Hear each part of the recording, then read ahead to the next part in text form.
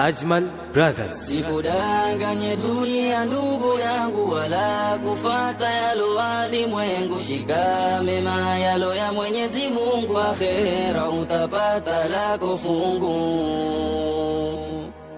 Sikudanganye dunia ndugu yangu, wala kufata yalo walimwengu. Shika mema yalo. Bismillahirrahmanirrahim. Wassalamu alaikum warahmatullahi wabarakatuh. Walhamdulillahi wassalatu wassalam ala rasulillahi sallallahu alayhi wa alihi wa sahbihi wa man tabi'ahum bi ihsanin ila yawmiddin wa sallimu tasliman. Rabbi shrah li sadri wa yassir li amri wahlul 'uqdatan min lisani yafqahu qawli. Qala Allahu tabaraka wa ta'ala: as'alu ahla dhikri in kuntum la ta'lamun.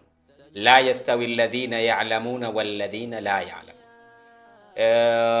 Inna Allaha subhanahu wa ta'ala qad farada al-umur wa shara'a bihi an yataqaddama bil ilm. Baada kumhimidi Allah subhanahu wa ta'ala na kumtakia rahma Mtume sallallahu alayhi wasallam, bila shaka tupo salama na tunaendelea vizuri, na tumekutana hapa kwa lengo la kuweza kupeana maarifa ama elimu ya dini tukufu ya Kiislamu, kwa sababu Uislamu kimsingi umejengwa na mfumo wa elimu. Kwa hivyo ni kwamba linapokuja swala la elimu, mtu ni lazima aweze kujua kabla hajafanya kile kitu, maana hukumu kwa upande wako itakuhukumu bila kutazama kwamba unajua ama hujajua, kwa sababu ulipata nafasi ya kuweza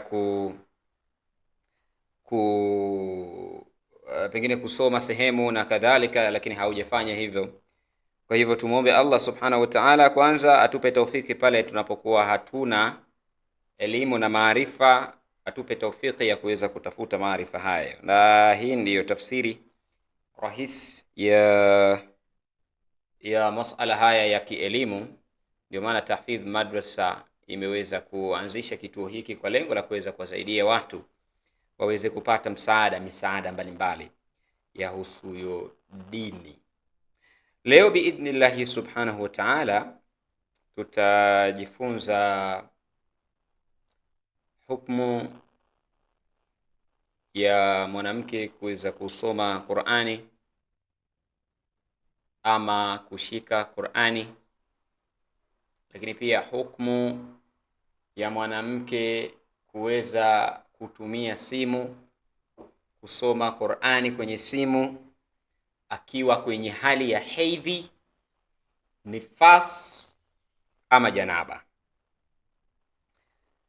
Kimsingi ndugu zangu katika imani, katika haya masail tunasema kwamba ni mas'alatul ikhtilafiyya, yani ni masala ambayo ndani yake yana ikhtilaf nyingi. Wanawachuoni wenyewe wa Kiislamu wametofautiana katika maoni, katika misimamo, katika ruhusa ama kukataza. Wapo ambao wameruhusu automatically, wakaruhusu kwamba mwanamke anaruhusiwa kuweza kusoma Qur'ani akiwa katika hali hiyo, na kuna watu ambao wameruhusu kwamba mwanamke anakatazwa kabisa, haitakiwi, haram kwake kuweza kusoma Qur'ani. Kwa hiyo inshallah taala tutakwenda kufanya bahthi na kuona ni akina nani ambao wamesema inaruhusiwa na kwa misingi gani na taratibu gani, na akina nani ambao wamesema kwamba wao ni haram, kwa maana kwamba haifai, haitakiwi mtu kuweza mwanamke kuweza kusoma Qur'ani akiwa katika katika hali ya hedhi ama nifas ama janaba. Hiyo hususan leo tuzungumzie hedhi, maana ndio jambo ambalo wengi linawasumbua. Nafikiri kwenye nifasi kidogo watu hawana mushkeli sana. Hedhi ambayo dada zetu, ukhti zetu huwa inawafikia moment hiyo, lakini wanakuwa katika sintofahamu wanakuwa katika hali ya kuweza kutojua nini yafanye, wanakuwa kwenye mabano mazito sana. Sasa swali ni kwamba je, inafaa ama haifai kwa mwanamke kuweza kusoma Qur'ani akiwa katika hali ya hedhi? Ndugu zangu katika imani, kama nilivyosema awali, katika hili kuna tofauti nyingi za wanawazuoni, lakini jumhuri ulama, wanawazuoni wengi ambao hapa nazungumzia wanawazuoni kutoka katika madhehebu ya Hanafi, madhehebu ya Imamu Shafi'i rahimahullahu ta'ala, madhehebu ya Imamu Hanbali rahimahullahu ta'ala, hawa wanasema kwamba hairuhusiwi ama haitakiwi, ni haramu kabisa kwa mwanamke mwenye hedhi au nifasi kuweza kusoma Qur'ani hata akiwa amehifadhi, hata akiwa amehifadhi. Na pia yapo maoni ya baadhi ya wanazuoni sawa sawa, ya wanazuoni wengine kama vile Ibn Taymiyyah, al-Imam Ibn Taymiyyah rahimahullahu ta'ala, ndio na maoni mengine sawa sawa ya ambayo yamechaguliwa kutoka katika madhehebu ya Imamu Malik. Hawa wanasema inaruhusiwa ama inajuzu kwa mwanamke ambaye yupo katika hali ya hedhi ama nifasi sawa sawa kusoma Qur'ani kwa kuhifadhi, hasa akiwa katika hali zifuatazo ama katika dharura zifuatazo. Kwa hiyo mpaka sasa tushapata kujua kwamba hili jambo la mwanamke kuruhusiwa ama kutoruhusiwa kusoma Qur'ani ni jambo ambalo lenye ikhtilafu nyingi ndani yake. Tamam? Na maoni ya wanazuoni wengi ambao hawa wanazuoni wakiwa wanatoka katika madhehebu ya Imamu al-Hanafi, ambaye madhehebu ya Imamu al-Hanafi, Shafi'i na Hanbali, hawa wanasema haifai. Sawa sawa, lakini wapo baadhi ya wanachuoni wengine wanawachuoni wengine wamekuja kuliruhusu hili jambo kwa kuliwekea sheria. Yaani hawa wajuu wao automatically wamesema kwamba haifai awe katika hali yoyote hiyo ambayo hiyo ni hedhi au nifas, haifai no matter, haijalishi yupo katika dharura ya namna gani, awe mwanafunzi au mwalimu, automatically haifai. Lakini kwa mujibu wa bahthi ambazo nimejaribu kuzifanya na vitabu ambavyo nimevisoma, yapo baadhi ya maoni ya wanazuoni wengine kama nilivyosema hapo awali, Ibn Taymiyyah na baadhi ya wanachuoni wengine katika madhehebu ya Malik, Imam Maliki rahimahullahu ta'ala. Hawa wanaruhusu na wanasema inaruhusiwa kwa mwanamke mwenye hedhi au nifasi kusoma Qur'ani kwa kuhifadhi, hasa kwa dharura kama vile. Manake hawa wameruhusu kwa taswira hiyo ya kuhifadhi. Mfano, labda mtu amehifadhi aya za Qur'ani sawa sawa, amehifadhi aya za Qur'ani, anaweza akazisoma zile aya na watu wenyewe wakaja kutajwa, ikiwa ni mwanafunzi ambaye anahitaji kuhifadhi au kufanya muraja kwa kile ambacho alichokihifadhi, pengine kuna mtihani sawa sawa, lakini pia wakaja kutoa ruhusa hii kwa mwalimu ambaye pengine anafundisha, lakini pia wakaja kutoa ruhusa hii kwa mtu ambaye amehifadhi na anahofia pengine atachelewa, atakipoteza kile ambacho amekihifadhi sawa sawa. Mfano, labda mtu hedhi yake inakwenda kwa muda mrefu kwa sababu maumbile yametofautiana. Kuna mtu hedhi yake ni ndefu, labda anakwenda mpaka siku 8. Kwa hiyo anahofia hii interval ya kuanzia siku ya kwanza mpaka inakamilika wiki, bado yupo katika moment ya ile hali, yupo katika ile situation, manake anahofia kile alichokihifadhi atakisahau.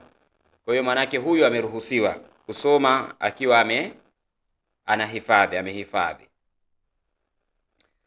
Lakini pia wakaruhusu kwa ajili ya ruqya, mfano matibabu ya Qur'ani, mfano mtu labda anaumwa, sawa sawa, na anahisi pengine hawezi kulala huyu mtu, tamam, hawezi kulala mpaka asome Qur'ani, mfano asome ayatul kursi, asome zile aya za mwisho, amana rasulu, asome wattaba'u ma tatlu shayatin ala mulki Suleiman, zile aya za kuondosha majini. Tutachukulia taswira kama hiyo. Manake madhhabu haya ya Imamu Malik na Ibn Taymiyyah, al-Imam Ibn Taymiyyah, wao wameruhusu, anaweza akafanya hivyo. Naeleweka vizuri Kwa hiyo hili jambo kimsingi lina ikhtilafu nyingi. Kwa hiyo wanawachuoni wengine wamesema kwamba hii ni mutlaqan, haina haja ya mwanamke kusoma Qur'ani. Kwa nini? Kwa sababu anapokuwa katika hali ya hedhi, hedhi ni ayyamu muaddada ama ayyaman ma'dudat, ni siku ambazo maalumu, siku chache ambazo pengine hazifiki mwezi. Sasa hawa ambao wamekataza, sawa sawa, ni siku ambazo hazifiki mwezi. Manake hakuna hedhi ambayo mtu inaweza nazungumzia hedhi mara nyingi hapa, nazungumzia hasa hedhi, right? Ni siku ambazo zenye kuhesabika, hazifiki mwezi ama kuvuka mwezi. Kiona hedhi yako wewe imeprolong mpaka pengine imekuja kuwa labda miezi miwili, mwezi mmoja na something huko, manake hiyo tena sio damu ya hedhi, isipokuwa ni damu ya ugonjwa. Kwa hiyo katika swala kama hili, wao wakasema kwamba mwanamke huyu anapaswa aweze kusubiri atakachoruhusiwa kukifanya kwa kipindi kile, kwa muda huo ambao anasubiria hedhi yake ikate. Anaweza akasoma aya za Qur'ani, lakini sio kwa format ama sio kwa nia ya Qur'ani. Mfano kama dua, zile adhkari sabah wal masa, zile inakuwa ni sehemu ya dua. Mfano mtu anasoma suratul Fatiha kama kinga ya mwili wake, sawa sawa, hawa wakaruhusu pia. Lakini ile automatically kuwa na nia kwamba hata kama umehifadhi, hawa nawazungumzia ile madhhab manne, sawa matatu, hata kama umehifadhi, kuja na taswira ya kwamba unadhamiria kusoma Qur'ani.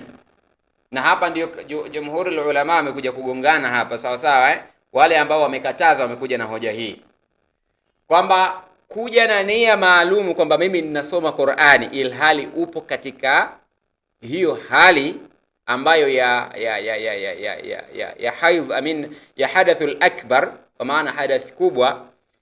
Kuja na malengo ama kuwa na nia kwamba unasoma Qur'ani kana kwamba wewe ni msafi, ilhali sivyo hivyo, hii hairuhusiwi. Ila mtu mfano akawa na kawaida na desturi, alikuwa na desturi ya kusoma adhkari, anasoma adhkari as-sabah wal masa, adhkari za asubuhi na jioni, asubuhi na jioni, asubuhi na jioni, na baadhi ya adhiya zingine, mfano kuingia bathroom, kutoka bathroom, dua ya kulala, atasoma aya za Qur'ani. Manake hii inakuwa ni sehemu ya dua, hajadhamiria moja kwa moja kuweza kusoma Qur'ani. Si inaeleweka vizuri Kwa hiyo manake mtu aina kama huyu mwenye hali hii atatakiwa asubiri mpaka siku zake zikikata, kwa sababu ni siku maalumu, hazina muda mrefu. Mfano hii hedhi ni siku maalum, anaweza akafanya nini? Anaweza akasubiri, atulie. Na wengine wakaenda mbali zaidi, wakasema ikiwa mtu haruhusiwi kuswali, tamam, ikiwa mtu haruhusiwi kuswali kwa sababu ya ile hali aliyokuwa nayo, vipi Qur'ani? kwa sababu katika Qur'ani kuna aya ambazo utakazozisoma za Qur'ani ikhtilafu pia zimekuja kutokea hapo Manake hii ni kauli yenye nguvu kwa wale ambao walioharamisha moja kwa moja kwamba haitakiwi, waliokataza. Siinaeleweka vizuri kwamba kama mtu huyu kusoma Qur'ani tu hataki, kuswali tu hatakiwi, inakuwaje? Siinaeleweka vizuri Kwa hiyo kama nilivyosema awali, ndugu zangu katika imani, kwa mtu ambaye yupo katika hali ya hedhi ama ni nifas, sawa ni kheri, na wanawachuoni wengi wamegota kwamba ni bora akasubiri kama hatokuwa anahofia kupoteza kile alichokihifadhi, ni bora akasubiri mpaka siku zake zitakapokuwa zimekwisha ili arudi, kwa sababu Qur'ani ni kitu ambacho tahara. Kuisoma Qur'ani, yani issue hapa ni kuisoma Qur'ani, sio kitu kingine, kwa sababu hadithi unaweza ukasoma hakuna neno. Dua baada ya adhana, unaweza dua ya kuingia chooni, na hizi dua zote zina nini? Zina maneno ya Allah ndani yake, si ndio? Wakati wa kula utasema bismillah, ambayo ndio ina maneno ya Allah. Issue iliyokuja hapa ni kuisoma Qur'ani. Kwa hiyo msisitizo ni kwamba mtu kama hana sababu ya msingi ambayo inayomfanya aweze kusoma Qur'ani, ni kheri na ni vizuri sana kwake akaacha, kwa sababu hii kauli ya hawa wanawachuoni wengine kwamba mwanamke anaruhusiwa kusoma Qur'ani akiwa katika hii, manake wameleta pia kwa dharura. Sijui naeleweka Lakini madhehebu karibu matatu, sawa sawa madhehebu ya Hanafi, Shafi'i, Hanbali wamekuja kukataa, lakini baadhi ya maoni kutoka katika madhehebu ya Imamu Malik, wao ndio wamekuja kujuzisha kwamba inajuzu asome katika hali hii na hii na hii na hii. Tamam, hebu twende tukatazame baadhi ya maimamu ambao wao wamekuja kimsingi kuweza kuja kujuzisha, ambayo hoja inayotegemewa katika kukosekana kwa makatazo ya moja kwa moja kutoka kwa Mtume sallallahu alaihi wasallam, kwamba mwanamke anapokuwa katika hali ya hedhi ama hiyo aweze anaharamishwa moja kwa moja kwamba hafai kuweza kusoma. Tukatazame baadhi ya ushahidi.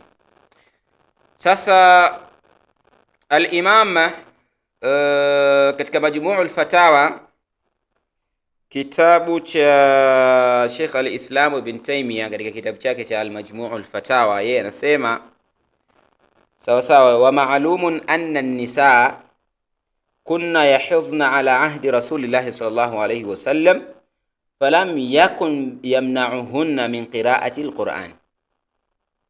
Sawa sawa Asema endi ya Mtume sallallahu alayhi wasallam, kipindi cha Mtume sallallahu alayhi wasallam, kwamba wanawake walikuwa wakipata hedhi, sawa sawa na Mtume sallallahu alayhi wasallam hakuwakataza moja kwa moja kuweza kusoma Qur'ani, ingawa baadhi ya wanawachuoni wengine wakaja kuikosoa hii kauli, wakaja kuisahihisha. Si inaeleweka vizuri Lakini pia Imam Malik yeye anasemaje rahimahullahu ta'ala kuhusu ruhusa ya mwanamke mwenye hedhi kusoma, sawa sawa kutokana pengine na sababu ya urefu wa muda wa hedhi na pengine na hofu ya kusahau na kadhalika. Yeye anasema katika kitabu cha Fiqhul Malikiyya, sawa sawa anasema jawazu qira'ati al-Qur'ani lilhaidh, kwa maana kwamba akasema la ba'sa bidhalika, jawazu qira'ati al-Qur'ani lilhaidh. Inaeleweka inafaa kwa mwanamke kuweza kusoma Qur'ani kwa mwanamke ambaye mwenye hedhi anafaa kusoma Qur'ani. Lakini pia Imam Bukhari ambapo anasema Imam Bukhari hakutoa nukuu ya wazi wazi ya hadithi, lakini alitumia kauli ya sahaba Ibn Abbas radhiallahu ta'ala anhu katika mlango wa kitabu cha tarjamat al-bab, sawa sawa, kuonyesha uhalali wa mwanamke. Anasema waqala Ibn Abbas la ba'sa an taqra al-haidh al-Qur'an, ambapo anasema kwamba ni hadithi ambayo imetoka katika sahihi al-Bukhari. Si inaeleweka vizuri Lakini almuhimu, ndugu zangu katika imani, pamoja na haya yote ambayo yamekuja, ni kwamba wanawachuoni ambao wamekuja kwa ruhusa ya kuruhusu, sawa sawa, wanawachuoni ambao wamekuja kwa format ya kuruhusu mwanamke anaweza akasoma Qur'an, wamekuja kwa hizi dharura. Ikiwa mwanamke yupo katika pengine ni mwanafunzi ama ni mwalimu, yupo katika mashindano ya Qur'ani, ama pengine ni yupo katika mitihani, kuhofia kusahau na kadhalika, hawa wamekuja kuruhusu isipokuwa kwa dharura. Sasa je, kwa vipi kwa mtu ambaye pengine hana dharura na yeye akaamua akae chini asome Qur'ani? Kwa huyu mtu aina kama hii haitakikani, kwa sababu jumhuri ulama wengi wamekataza. Kwa hiyo jambo ambalo limekatazwa na wanawachuoni wengi, maana yake lina nguvu zaidi, isipokuwa pale inapojitokeza dharura. Si inaeleweka vizuri Kwa hiyo manake mtu asiwe na makusudio ya moja kwa moja kwamba mimi ninakaa chini ninasoma Qur'ani. Hicho ndicho ambacho kimekatazwa, isipokuwa mtu aingie katika mlango wa dharura, yani asome Qur'ani kwa dharura, kama hivyo kuhofia Qur'ani yake isipotee, kile ambacho amekihifadhi. Pengine yeye katika mji mzima yeye ni mwalimu pale, na pengine ni ameajiriwa tuseme, na hawezi kwamba akaomba ruhusa kwamba kila mwezi akaomba ruhusa wiki nzima, kwake hilo ni jambo gumu. Na pale darasani hakuna mtu mwingine wa Qur'ani zaidi yake yeye, na hakuna uwezekano wa kubadilisha. Manake huyu amekuja kuruhusiwa, atafundisha bila kutazama, au kama atatazama basi aweke kizuizi ambacho kitakachokuja kumzuia yeye, yani mikono yake isije ikatachi ile Qur'ani physically. Anaweza akatumia gloves kwa ajili ya kuweza kuifungua ile Qur'ani. Huu ni kwa mlango wa dharura, kwa sababu al-dharurat tubihu al-mahrumat. Kanuni inasema hivyo Dharura zina halalisha kile ambacho kilichokuwa haramu. Si inaeleweka vizuri? Kwa hiyo kama mtu yupo katika dharura ya aina kama hiyo, mtu ni mgonjwa na yeye mwenyewe huwa anajisomea ruqya na hawezi mtu kulala bila kujisomea, huyu anaruhusiwa. Naeleweka vizuri Mtu alikuwa na utaratibu wa kusoma adhkarul masaa, adhkarus sabah wal masaa, ambazo ndani yake zina nini? Zina aya za Qur'ani. Maana yake mtu huyu hajadhamiria kusoma Qur'ani, yani dhamira yake si automatically kusoma Qur'ani, isipokuwa dhamira yake ni kuweza kusoma adhkar. Huyu anaruhusiwa. Kama hivyo kusoma hizo dua, mfano mtu anasoma suratul Fatiha kama kinga ya mwili, si kakusudia kwamba anakaa anasoma Qur'ani, hapana. Amekusudia kusoma kama kinga. Huyu mtu wa aina kama hii inafaa. Si inaeleweka vizuri Lakini mfano mwanafunzi ambaye anasoma anahisi kwa uwezo niliokuwa nao, kwa ndani ya siku 7 zote nitashindwa kuweza kusoma Qur'an, nitashindwa kuweza kuzielewa, sinaeleweka vizuri basi huyu anaruhusiwa, lakini anaweza kusoma bila kutazama. Ataruhusiwa katika huu mlango wa dharura bila kuitazama ile, bila kuishika ile Qur'an. Sinaeleweka vizuri jamani? Kwa hiyo hilo ndiyo suala ambalo lipo hivyo. Kimsingi hivi vitu ni yani ni vitu ambavyo venye ni hadathil akbar. Sinaeleweka vizuri Ni hadathil akbar ambavyo si vizuri sana kama mtu hana dharura ya msingi kuweza kusoma Qur'ani akiwa amenuia kama kusoma Qur'ani. Dua zingine anaweza akaomba rabbana atina fid dunya hasana, ambazo hiyo ni dua zipo katika Qur'ani, ni suratul Baqara na sura zingine. Ndio, inaeleweka vizuri eh? Kwa hiyo kimsingi suala lipo hivyo la usomaji wa Qur'ani kwa mwanamke akiwa katika hali hiyo. Sasa hapa naomba nielezee kitu kimoja cha msingi sana. Je, inaruhusiwa kusoma Qur'ani kwenye simu ikiwa mwanamke yupo katika hedhi, au hiyo nifasi inafaa kwa mwanamke? Sawa eh? Hoja kuu ni kwamba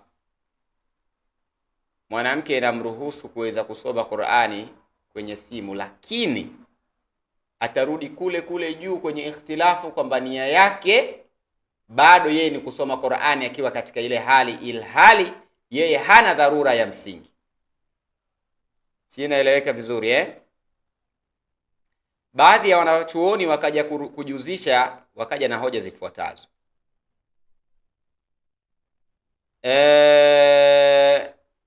Wanawazuoni ambao wanaruhusu, ikiwa ni pamoja ambao wanaofikiri kwamba inakatazwa kusoma Qur'ani kutoka kwenye msahafu wa karatasi, wanatoa hoja zifuatazo. Wanasema simu si msahafu halisi. Sawa eh? Mfano mtu anatumia tablet ile iPad, sawa eh? Mfano labda anatumia mtu kompyuta, anatumia simu.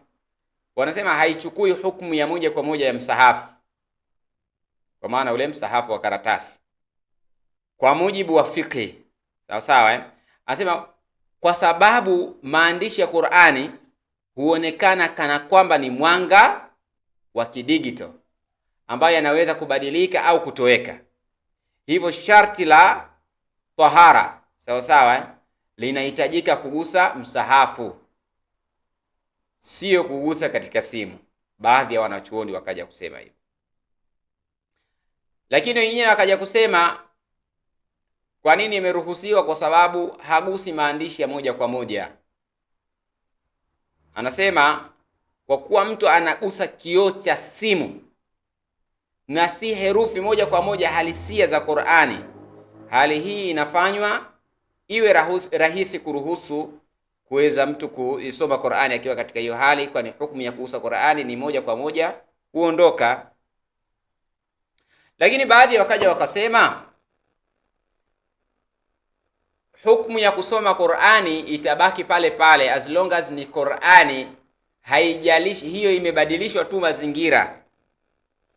Ni sawa na Qur'ani ile uitengenezee cover lengine, manake uharamu wake ule uhalali wa kugusa ukiwa na udhu utabaki pale pale, kwa sababu we talking about Qur'an.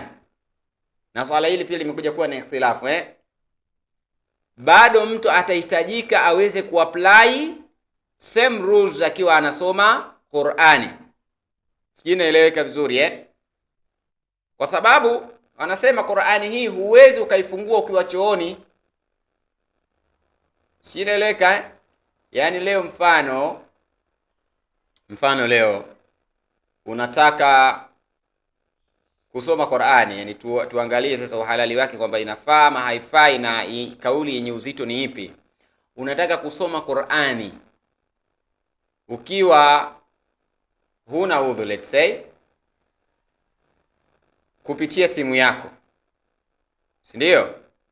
Je, unaweza ukafanya hivyo ukatazama ile Qur'ani, ukaifungua Qur'ani ile kwenye simu ukiwa chooni? Kama jibu hapana, basi same rules zitakuwa applied endapo mtu atakapokuwa anasoma Qur'ani, no matter Qur'ani hiyo anaisoma akiwa kwenye simu, no matter Qur'ani hiyo atakuwa anaisoma akiwa kwenye nini, kwenye msahafu wa physically, bado hukumu inabaki kuwa ni pale pale. Inaeleweka vizuri Kwa hiyo kimsingi, ndugu zangu katika imani, haya masala ya hedhi na nifas ni masala ambayo yapo yenye utata kidogo, lakini utata wake umekuja kuondoshwa endapo mtu atakuwa anataka kufanya hivyo akiwa katika hali ya dharura. Na Allah subhanahu wa ta'ala ndiye mjuzi wa wajuzi wote. Labda kama kuna mtu hajaelewa, anahitaji ufafanuzi na maelezo zaidi ya ziada.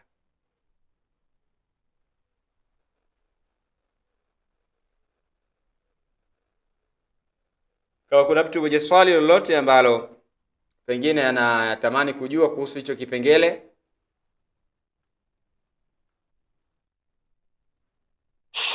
Assalamu alaykum warahmatullahi wabarakatuh. Wa alaykum salaam wa rahmatullahi wa barakatuh. Mwalimu, nauliza, nimesema kuna wengine wanasema pia kuhifadhi na kusoma. Sasa sisi ndio mtu amezoea tu kusoma, yafika yasoma, yakuwa yasoma, kuna mbaya. Rudia tena. Nimesema kuna wengine wanasema pia kwa kuhifadhi na kusoma. Sasa tuseme mtu ashazoea, yani kwa kimya yake kile atakachofanya ni Qur'an. Akipika labda aikiko simu, asome sana na ile nani, ama wewe mwenyewe tu usipikae. Hakuna shida. Yaani kama imekuwa ni desturi ya mtu kuweza kusoma Qur'ani, sawa sawa, kama kwako unaona kwamba hakuna ulazima wa kuweza kusoma, yani kwamba ukiacha moyo wako utakuwa sawa, na pengine mfano kuna watu wengine wapo addicted, yani mtu akiacha ile pengine anaweza akajisikia vibaya, akiacha kusoma Qur'ani anaweza, manake huyu ataingizwa katika mlango wa dharura, sawa Lakini kama ni hali tu ya kawaida kwamba hata kama ukiacha hakutokuwa na madhara yoyote, ni vyema kwako ukaweza ku stop by that time, ukaja kusoma after you run. Sinaeleka Kuna mwingine tayari imeshamuaffect ile hali kwamba akikaa bila kusoma Qur'ani, bila kusoma yale maneno ya Allah subhanahu wa ta'ala, inawezekana akajisikia vibaya, hiyo siku yake ikawa ni very inferior na kadhalika, si ndio? Huyu ataingia katika mpango wa dharura. Lakini kama kwako ni kawaida, ni kheri ukaacha. Sinaeleweka vizuri Lakini unaweza ukasoma kwa kutumia dharura hii. Mfano, umehifadhi Qur'ani na unahitaji uweze kufanya revising, ufanye revision ya kile muraja wa kile ambacho ulichokihifadhi. Unaweza ukaingia katika dharura hii kwamba, lakini ile kitendo cha kudhamiria kwamba mimi nasoma Qur'ani, hii sasa ndio jambo ambalo limekuja kuingia katika ikhtilafu, na si vizuri kufanya kitu ambacho wanawachuoni wengi wamekuja kukikataza. Yani sisi katika fikhi huwa hebu zima maiki yako inapiga kelele. Katika upande wa haya masala kuweza kujuzu ama kutojuzu, tunatazama jumhurul ulama. Kuna kitu kinaitwa jumhurul ulama, yani wanawachuoni wengi wao nukta yao imesimama sehemu gani? Madhehebu matatu wamekuja kukataza, madhehebu mawili wamekuja kuruhusu kwa mfumo wa dharura. Maana yake hiki kitu si, yani kwamba mtu asikichukulie kawaida, kwa sababu Qur'ani yenyewe si vizuri mtu akaishika, sio tu kuishika akaitamka mpaka mtu awe na udhu. Yani kuna baadhi ya wanachuoni wakaenda mbali zaidi, wakasema hata kusema ni kusoma suratul Fatiha kama una udhu unapata dhambi. Baadhi ya, ingawa wengi wamekuja kuifanyia tadhaifu hii hadithi ama maneno haya, si ndio Kwa hiyo manake kama huna dharura ya msingi ambayo inayokufanya uweze kusoma Qur'ani, ni kheri ukaacha. Ila kama una dharura ya msingi, mfano mimi nitasahau kile ambacho nilichokihifadhi, mimi nitakuwa hivi endapo nitakapokuwa nimehifadhi, itakuwa katika hali kama hii, itakuwa endapo kama sijakisoma kile ambacho nimekihifadhi, manake huyu atakuja kuruhusiwa, lakini kwa format ya dharura. Mtu asiweke nia ya moja kwa moja kwamba nakaa chini nasoma Qur'ani kwa maana katika hali ambayo ni normal. Hapana, labda atakapokuwa katika hali ya dharura, amekaa katika musalla wake, anaanza kupitia kile ambacho alichokihifadhi, anaanza kuanzia kul rabbin nas, kwa mfumo kwamba kuhofia atakuja kusahau. Naomba hili liwe clear Mwingine mwenye swali? Assalamu alaykum wa rahmatullahi wa barakatuh. Wa alaykum assalam wa rahmatullahi wa barakatuh. Yani swali langu linakuja hivi. Mfano umeenda masjid, labda ni swala ya Ijumaa, ukawa upo kwenye safu ya kwanza au ya pili au ya tatu, muda ukafika wa kuswali. Sasa kwenye katikati ya swala, sasa imamu kule ndo anaswalisha, alafu ikatokea ghafla kwamba wewe uzu umetenguka tayari, umeshaingia katika hedhi, inakuwaje pale? Upo katikati ya swala na umekuja kujua, yani swala haijaisha, katikati ya swala umekuja kujua kwamba upo katika hiyo hali, si ndio? Ndio. Unaacha swala. Ila endapo utakuja kujua baada ya kumaliza swala, mfano yamepita labda masaa mawili ama dakika kadhaa 20, ukaenda bathroom, ukaenda ukajihisi kwamba nipo katika hali hii, swala yako itakuwa ni sahihi. Inaeleweka eh? Ndio. Lakini kama umejua hicho kitu ndani ya swala, maana yake ni sawa sawa na mtu tuseme kama labda jambe ndani ya swala, ataacha swala. Sinaeleweka vizuri eh? Au mtu labda atokwe na udhu ndani ya swala, ataachia swala aende akaeke udhu. Kwa hiyo manake umejua katikati ya swala, acha swala. Allah atakuandikia thawabu kwa kile ambacho ulichokifanya, kwa sababu tumesoma katika hadithi, endapo akadhamiria kufanya kheri na akaifanya, lakini kheri hiyo ikaja kukatwa kwa sababu tofauti, Allah subhanahu wa ta'ala anakuandikia hasanatan kamila. Amin, ukakifanya hicho kitu anakuandikia 10 kamila. Kwa hiyo Allah atakuandikia thawabu kwa kile ulichokifanya. Haina maana kwamba swala yako ipo sawa, swala yako haitosii, isipokuwa Allah, inna Allah la yudhi'u ajra man ahsana amala, Allah hapotezi ujira, hamnyimi ujira mtu ambaye amefanya wema. Kwa Allah atakukadiria thawabu ambazo yeye atakazozipenda katika lile. Lakini kimsingi swala yako haitokuwa halali kwa sababu umegundua katikati ya swala. Ila kama umegundua mwishoni mwa swala, imepita dakika 10, ukajihisi hali fulani, ukaenda bathroom, ukaenda ukajitazama, ukaona kwamba yes, ipo, maana swala yako inakuwa tayari, hamna shida, imekamilika. Nieleweka vizuri eh? Naam. Sasa pale kama ndio katikati watu wengine wanaswali, wewe utajiondoa vipi pale? Unaweza ukapita kwenye safu, kwa sababu safu kama watu wanaswali jamaa, hukumu yake ipo hivi. Na yani tunasema kwamba kile kizuizi kinakuwa ni imamu. Kwa hiyo hata kama utapita katikati ya safu haina shida. Hapa tu inachohitajika ni kwamba watu kuweza kujua fikhi ya swala. Mtu asije akakuzuia kwamba usipite mbele yangu kama swala ya jamaa inaendelea. Sijui naeleweka vizuri eh? Kama swala ya jamaa inaendelea, kizuizi chenu nyinyi kinachowazuia inakuwa ni imamu. Kwa hata kama utapita pale hakuna neno. Na ikitokea mtu yupo katika viwanja vya Alfani kule ndio yupo kwenye hija, inakuwaje? Ikatokea vipi yani? Yaani kwamba yupo kwenye viwanja vya hija, yupo anatekeleza ibada kama ya hija, sasa ndo yupo katika siku ya Arafa na ndo anasema ndo siku muhimu, sasa ndo ikatokea hiyo hali.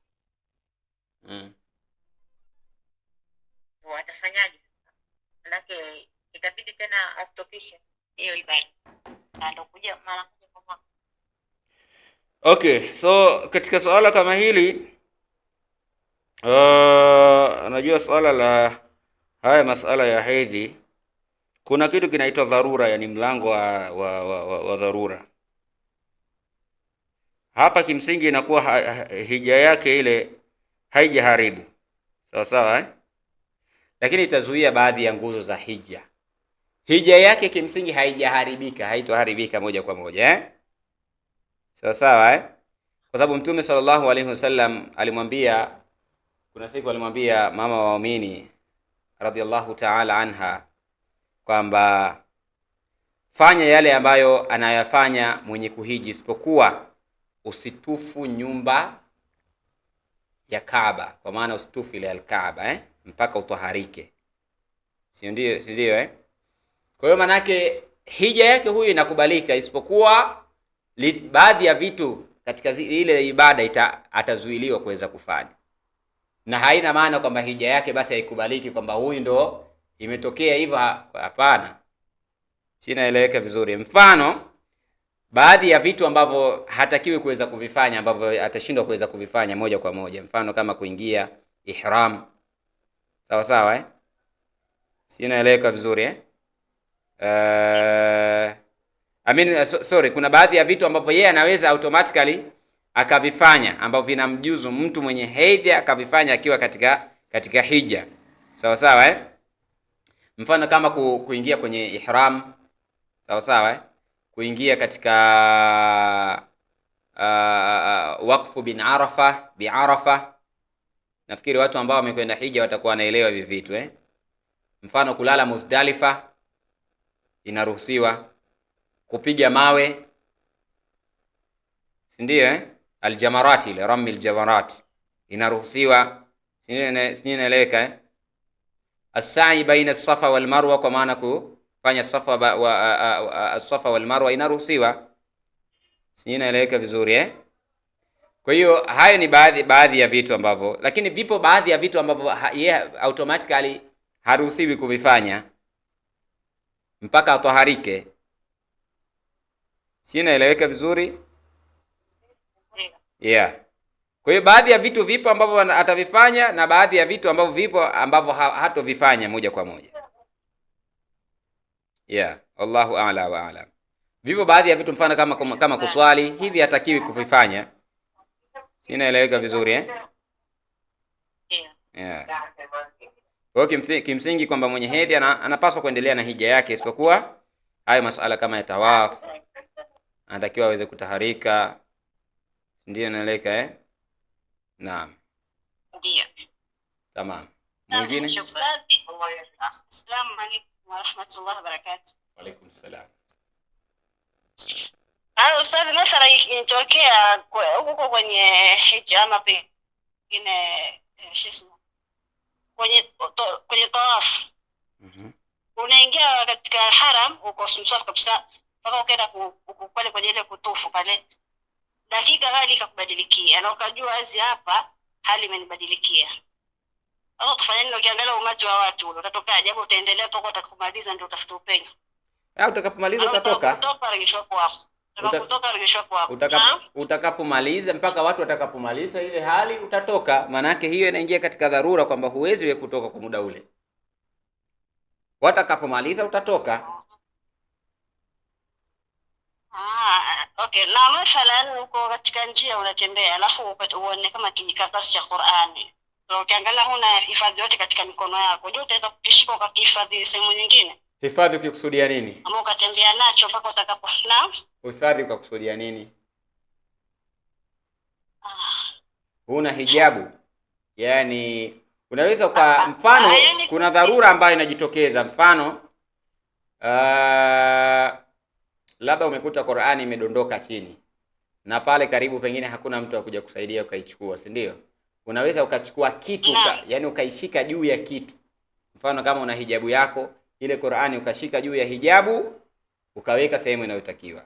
Au kama labda umekuta karatasi ya Qur'ani njiani, wewe una hijabu, labda kama sijui utakuwa umetembea vipi, inaeleweka vizuri lakini lazima utakuwa na nguo ambayo unaweza ukagusa kupitia kile, yani ukachukua kile kitu kupitia ile nguo.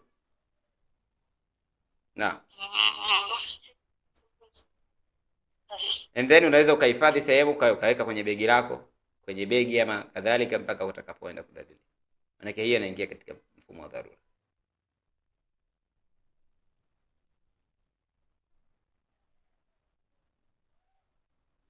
Na mwingine mwenye swali?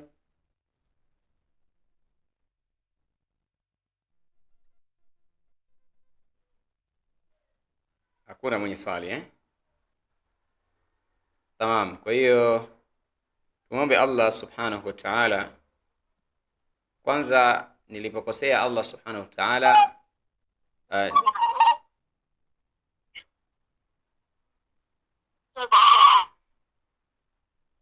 Shemsa Ismail, una swali? Naam.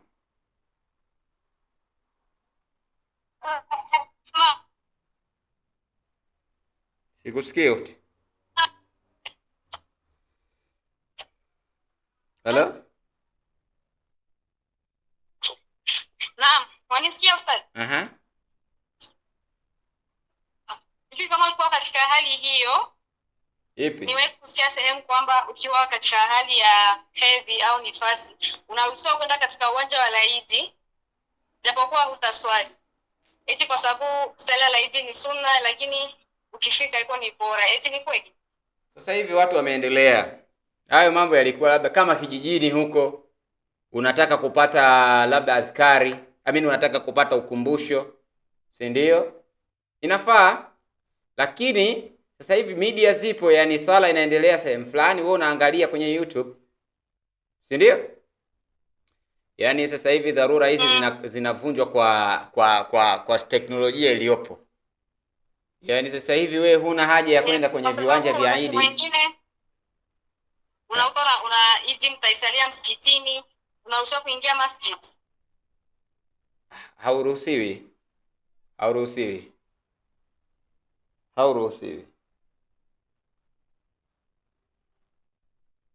Hauruhusiwi. Ukiwa katika hiyo hali ni vyema kujitenga na masala ambayo yanaendana na ibada.